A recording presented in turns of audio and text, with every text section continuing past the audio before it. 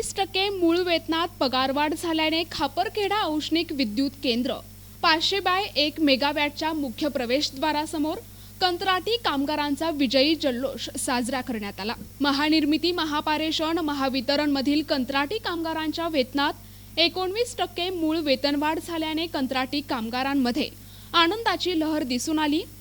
10 September रोजी खापरखेडा औष्णिक विद्युत केंद्र 500/1 मेगावॅट या ठिकाणी कंत्राटी कामगारांनी ढोल, ताशे, मिठाई आणि फटाक्यांच्या आतिषबाजीत आनंदोत्सव साजरा केला।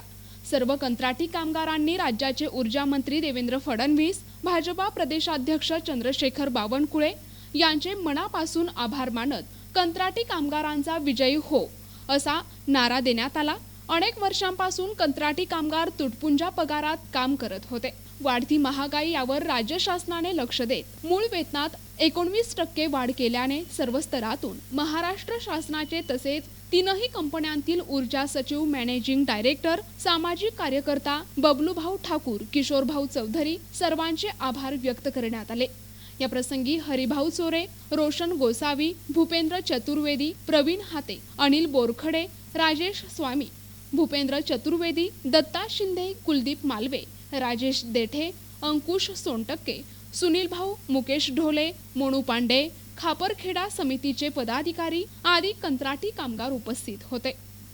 प्रतिनिधी विनोद गोडबोले, NTV न्यूज मराठी, खापरखेडा, नागपूर।